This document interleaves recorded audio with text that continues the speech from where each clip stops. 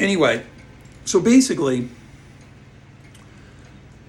and then when you try to implement laws later on, like you bring in like a consultant to like kind of straighten it out, it's really hard to do it at that point because, fundamentally, it's already breaking under its own weight because it wasn't built with structural integrity. It's like if you built a skyscraper and it was a little off, like in San Francisco.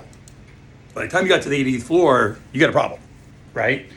So basically, what you do is you start with laws, rules, and norms. Now, interestingly enough, I've been putting this in companies through the UGOWEEGO services division that deals with, it's a three-legged stool. I always run it: recruiting, reselling, and life agency consulting, sales boot camps, all that type of shit.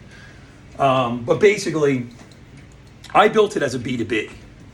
What's starting to materialize is it's actually got a lot of legs at a B2C. People have been coming up who, these packages are expensive. They're $250,000 for me to go in there for 90 days and a couple points. But basically, what they're saying, what's starting to happen is because the tribe is bleeding it down to the individual, because they're focusing on 8 or 9 hours a day thinking like this, it's starting to actually focus their brains and then bleed out into their personal life. Which is kind of like what would happen to anyone, right? You get your first sales job, you start speaking more directly, you start speaking more directly at home. If you really start getting into, the back end of a technology product, you're going to start thinking about that. It might start bleeding into your personal life a little bit. So nothing new here, but just kind of the way it is. So today we're just going to talk about the shield.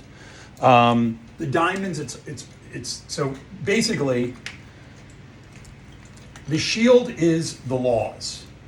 Right? The diamond is the rules. And the love is the norms. Okay? So in shield, diamond, love, we're going this way. Okay? So today we're just going to talk about the shield. Okay. So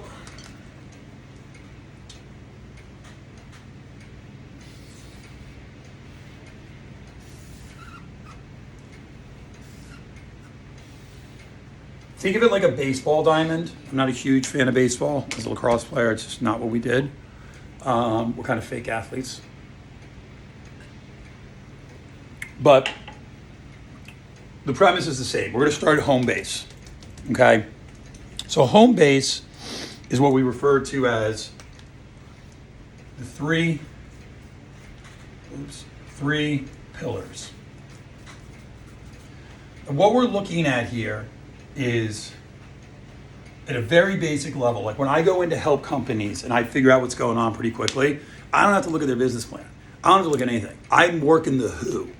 Who's in the room, right? Because if you have the triangle offense, Phil Jackson's got it, but you don't have a Kobe and a Shaq, or you don't have a Scotty and a Michael, that's not going to get it done. So what you're looking at is, where is the organization or person motivationally? Where are they operationally? And where are they inspirationally? Now, when we get in more in MXP University, this is a lot about like, how do you hire? How do you onboard, right? So like motivationally, are you able to attract A talent, meaning mutants, to your company? Are you able to onboard them? And are you able to retain them? Okay. As the best recruiter in the world, I have never met an organization that I could not dismantle if I wanted to. Never. Right? Once again, every girl I've ever dated, for the most part, had a boyfriend when I met her. So the three pillars, in more of a Grateful Dead way to say it, would be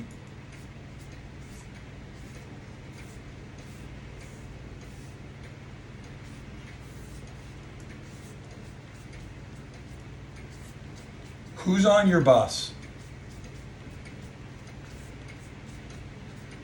Are they in the right seats? And do you want them on your bus? Okay. So when you're really doing this stuff, you know, hey, stop that. Lilu, stop that. I don't know what you're doing, but you got to stop.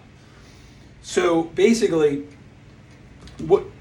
you don't take off in the space shuttle until you know everything that you've checked and double checked and you've got the right people on it, or you do not say ignition. Because once that thing starts going, okay, whether it's a company, a road trip, whatever, that's the team you got. And you're constantly pruning it, don't get me wrong, but if you've got the wrong team, the idea is gone, right? Once again, startups fail at an alarming rate, right? We helped a company up in San Francisco years ago that we sold without VC. I went in and did all the sales and consulting and coaching for the thing in the hardware industry.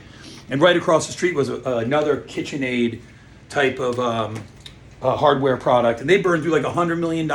And everybody there went to Stanford, right? And I interviewed them on the way out.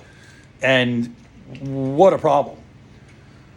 So once you have this, and this is good, you can go to first base, okay?